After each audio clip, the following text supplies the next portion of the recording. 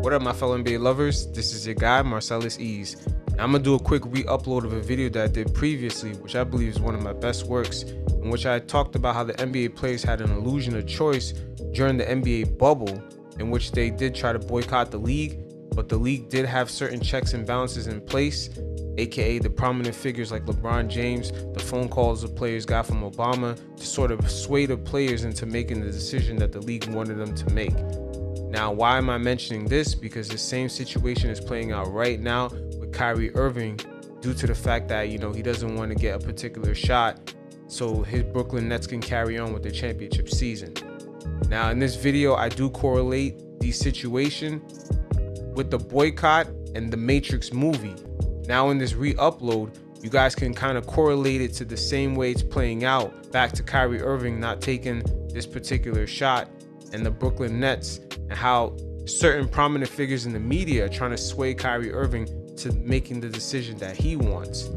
And for those of you who've seen the Matrix movie, you understand that a lot about this movie is the illusion of choice, and how in most of this film, a lot of key figures like the Oracle, the Frenchman, all these people were there to make sure that Neo made the decision that they wanted him to make.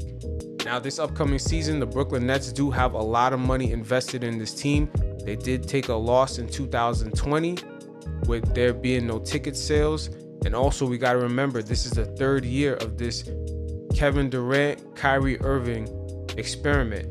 And the Brooklyn Nets also doubled down by taking a bet on James Harden and even going deeper into the luxury tax penalty. So the Nets have a lot invested in this, and they're looking for this to start paying dividends. Now, in the last couple of days, the Brooklyn Nets has started to apply pressure on Kyrie to make a decision on this, because once again, they do have a lot of money invested. They're about to be repeat luxury tax offenders, so their penalties are going to get higher and higher every year.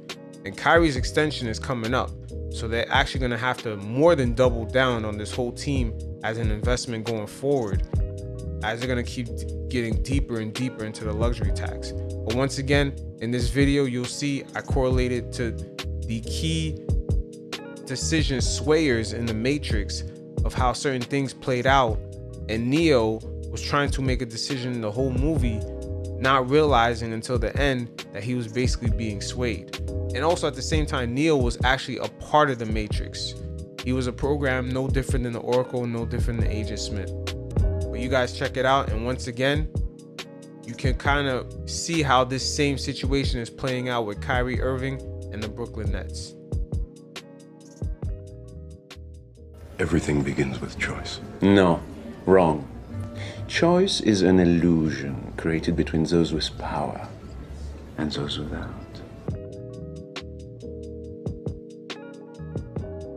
What up, my fellow NBA lovers? This is your guy, Marcellus Ease. With this crazy week in the NBA, sometimes you gotta take a step back and try to look at things from a three-dimensional perspective.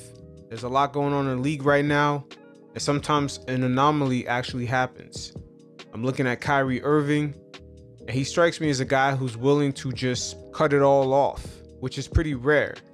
The last time we've seen this truly was with Muhammad Ali. I can't say too much with Colin Kaepernick because he did have the financial support of many institutions and the backing of Nike. But Kyrie Irving strikes me as a guy who's willing to risk it all for something more than just this game of basketball. The pandemic starting in 2020 has caused a lot of people to reflect, to think back on what's important in their life. Some of the NBA players have lost loved ones, as we've seen with Karl-Anthony Towns. And I don't think with Kyrie it's a social justice thing. I think it's pretty much more than that. But there are checks and balances throughout the league, just like in the movie The Matrix, to make sure everything is functioning and running. But if you already know, how can I make a choice? Because you didn't come here to make the choice. You've already made it. You're here to try to understand why you made it. Now, for those of you who've seen the movie The Matrix, I will be relating to a lot of what's going on, to some of the characteristics from that story. Now, I'm not a conspiracy theorist or anything like that. I'm just a person who likes to sit back and take a look at certain nuances of how they played out and what were some of the dynamics and some of the sort of illusions that were used in order to propagate certain things and normalizing them into an everyday acceptance in our society. Now, in the film The Matrix, there was a lot of checks and balances in that world, no different than any other checks and balances in an institution, whether it be a company, a basketball team, a household with a typical family, example, mother and father, children. There's a pecking order. In the Matrix film, that world consisted of these same things. It had the architect, the Oracle, Agent Smith, the key maker, the Frenchman. All these people played a role in keeping that world afloat. But most importantly, the Oracle is the most fascinating character. And the archetype of this character plays out a lot every day in our society. And the archetype I'm referencing to is the motherly figure. Even though the Oracle was a program, she had mastered human emotions, and she understood that she had to craft her image in a motherly figure so people could actually trust her words. And her job was to play off the emotions of the humans to give them the illusion of choice. She played off the emotions of Morpheus, of him having a fear of losing the war to the machines. She played off the emotion of Neo for love for Trinity. And then same thing for Trinity. She played off the emotions of her having hope of finding the one. The Oracle never really tells you what to do. But at the end of the day, all the decisions you end up making were guided by her the whole time. Now, before I relate the Oracle to the NBA situation with Kyrie Irving, I am going to correlate it to a situation that happened in real life outside of the league. And that is with the 1986 interview with Nancy Reagan before they had launched the war on drugs. Now, for those of you watching on YouTube, if you notice in the interview, she was wearing a red dress so she could be seen. She looks like our grandmother, a sort of motherly figure. And in her speech, she spoke about how the drug epidemic was affecting the children, and that when babies are born crack addicted or cocaine addicted, she explained how the drugs enter into the little infant's body, and what comes out is hope and love. And just like the Oracle, she's playing off the fears, the hope, the anxiety of the people so she could connect with them on an emotional level and for them to trust her words. This ended up being a very well-designed campaign because at the end of the day, if anything went wrong with the war on drugs, for example, the children getting their parents snatched away from them and put into the jail system, still crack addicted, and families being split, at the end of the day, in the back of people's minds and their subconscious, they'll remember Nancy Reagan sounding just like their grandmother, telling them just say no to drugs. It was very powerful because no matter how ugly that war got, people will never forget the intention of the war. It's the same way when Neo in the Matrix realized what the Oracle really was. In the second Matrix movie, at first he was very scared to approach her because now he had the sight to read the code, and he saw that her code read like a program that was part of the system, so he didn't really know how to interpret that. But even knowing that she could possibly be an adversary, her motherly image on a human level was so infectious that him even knowing that it was a possibility that she was the enemy, he still trusted her because he accepted the candy from her the same way he accepted the cookie when he first met her. And all this showed that he trusted her still. Because once again, the Oracle understood the human emotion, especially with the motherly figure. Now, relating this back to the NBA, the league has their own version of the Oracle. It's not necessarily a womanly figure, but it's the star of the league that basically holds the emotional ties a lot of fans have with the league. They've grown up with the stars. Example, everyone grew up with Kobe Bryant. Those people from another era grew up with Michael Jordan, Magic Johnson, Kareem. And now in this era, people have an emotional tie with LeBron James, especially the fact that we see him growing up from the age of 16 till now. Remember, his high school games were on TV. So a lot of people started paying attention to LeBron James from that point till now. So there is a huge tie, especially as other people probably were around that age or probably a little bit younger. They kind of grown up with LeBron. So the league, knowing that the fans have that type of emotional tie with their superstar, i.e. LeBron James, they're going to make sure that he's aligned with their goals as far as keeping the league going during the pandemic, no matter how hard it gets. And best believe this emotional tie is very strong. We've seen it come out during Kobe Bryant's death, how emotionally tied fans were and how devastated the world was, because a lot of us had grown up along with Kobe watching his career. And just like the Oracle, LeBron James is the league's access to the fans' emotional tie to it. And keep in mind, the Oracle in the Matrix, her only goal was to make sure that things kept on running the same. And during this pandemic, LeBron James is in unison with the league to make sure that it functions and the money machine stays well oiled no matter what. We're all here to do what we're all here to do. I'm interested in one thing, Neo, the future. And believe me, I know the only way to get there is together. Now, just like the Matrix, Adam Silver is the architect. He makes sure that the numbers are right, everything functions according to a mathematical equation that comes out into profit.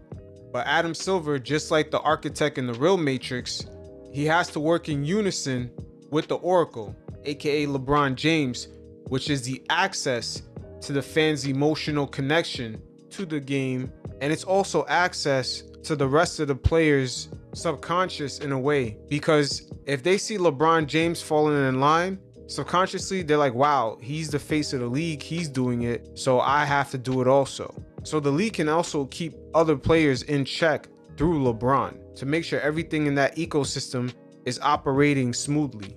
And we've seen this exact scenario play out last season in the bubble when Patrick Beverley said, if Bron playing, we playing.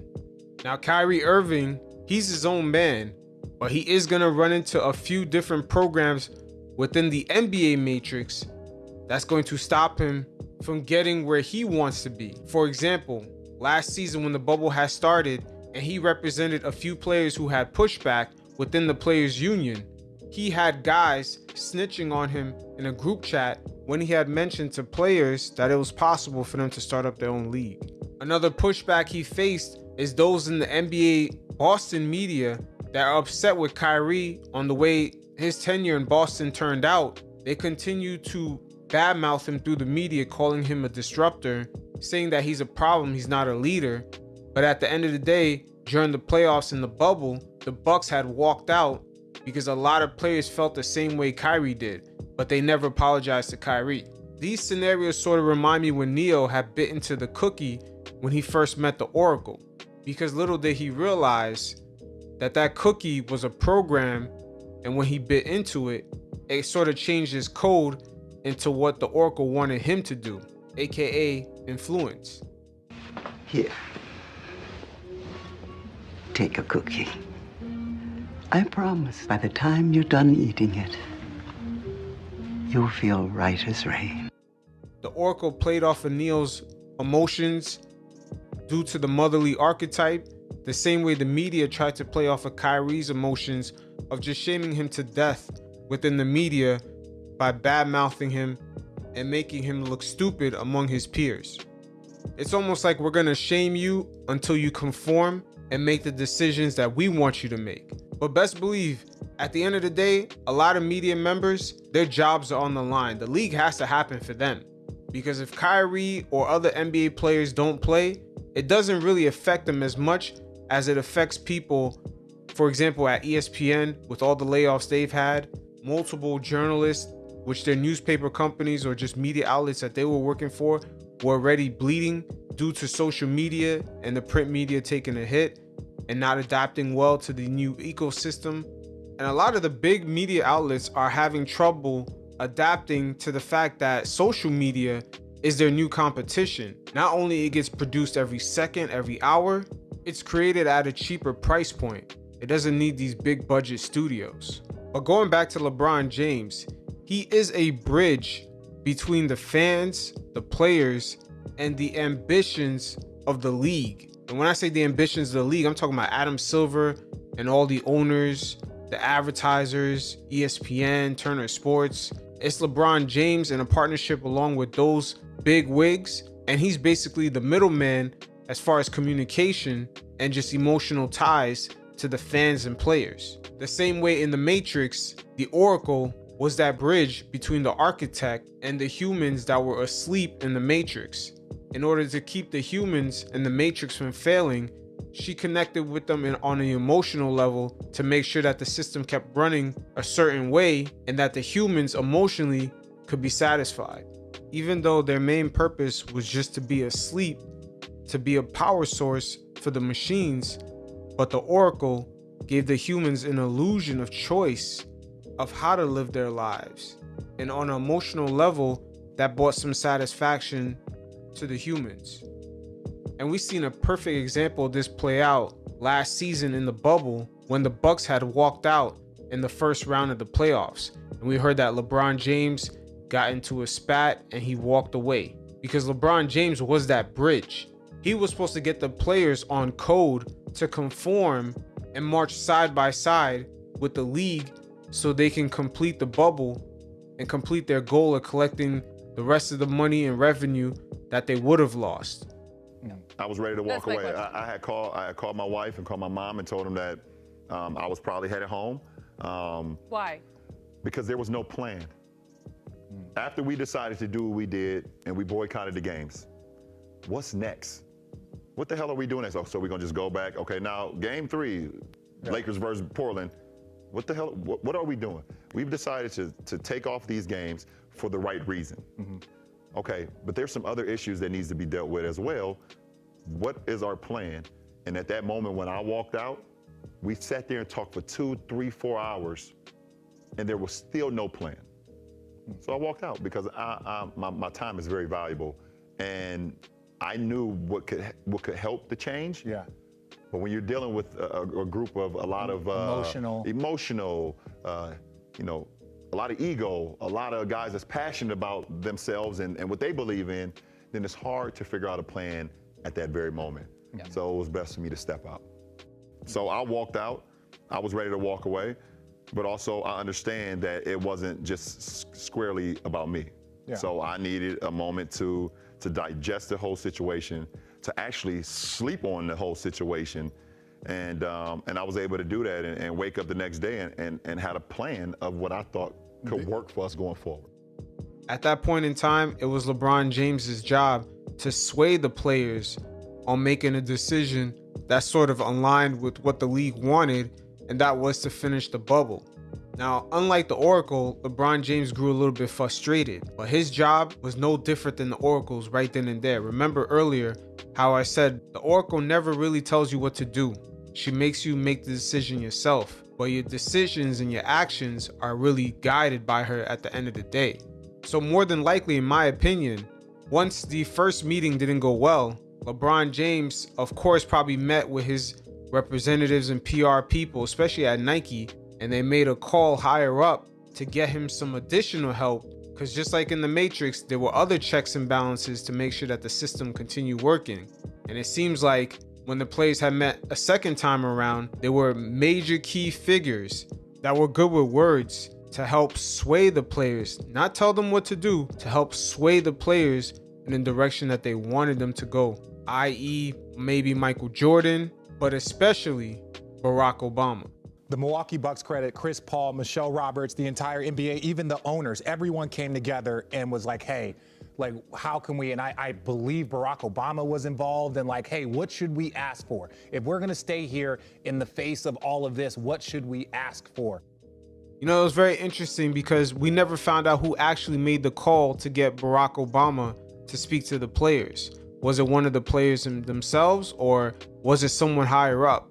Obama just popping up on an NBA situation like that, that's not some regular shit. I'm pretty sure he has other things to do besides convincing guys to get back to playing a basketball game. It was someone higher up that had a lot of money on the line that made that call. And once again, just like in the Matrix, the Frenchman, who was another character that provided checks and balances within that system, was always trying to explain to Neo and Morpheus that choice was always an illusion. Everything begins with choice. No, wrong. Choice is an illusion created between those with power and those without. So as we see how it played out in the boycott, after being caught off guard by the players walking away, when they came back around the second time, definitely phone calls were made to get people that seemed like they were on the side of the players, but their real job was to kind of sway the players, the same way the Oracle does. Basically figures that had some sort of emotional connection with the players. Because I'm pretty sure Barack Obama, for a lot of the players, and for a lot of people overall, is an inspiration of hope. So they played off of that to sort of sway the guys into making a decision that they wanted them to make a whole time. Maybe the league compromised in a few things that the guys wanted, but at the end of the day, the main thing was for the guys to get right back on the court so the league could collect the rest of that revenue that they were about to lose out on, thus ensuring that they could be stable going into the future. We're all here to do what we're all here to do. I'm interested in one thing, Neil, the future. And believe me, I know the only way to get there is together. But Kyrie, he's a man that's on his own island. And the league right now, they're much more afraid of him walking away from that money and the precedent it may set afterwards. Because right now, the league can't even guarantee players' safety. They're pulling guys in the middle of games off the court because they've tested positive. The protocols are still kind of in gray areas in certain situations. And now they're going to start telling the players how to be with their loved ones. It's starting to get real murky. But at the same time, the league is trying to portray this image that they have love for the game and it's not really about collecting the dollar, which it all is. There's no other explanation right now. It's getting worse and worse and worse by the day. With the players being out, who could play, they got D-League level guys playing 40 minutes a night. The standings are starting to take a hit. Just the competitiveness overall is starting to change. So why keep going forward is because they're trying to fulfill their TV contracts. It is what it is. There's nothing wrong with that. But best believe, because Kyrie Irving is unpredictable, there are checks and balances within the league to sort of sway his choice. The same way like in the Matrix. They're going to use the fans going against him, the media bad-mouthing him. They're hoping on a psychological level as far as him not earning those paychecks, that the money's going to have a strong hold over him. See, all these things, they're hoping that it's going to influence his decision for him to act right and get in line. But once again, Kyrie's his own man. Guys like that are very rare. And when you're starting to tell guys how to live and be among their friends and family, I would not be surprised if guys like Kyrie, especially after reflecting during this pandemic of what's really important, if he just ends up walking away. It is what it is. At the end of the day, you can't sway certain people on how to live if they're willing to walk away from it all. Just have to make up your own damn mind to either accept what I'm going to tell you or reject it. Until next time, you guys stay safe. Peace.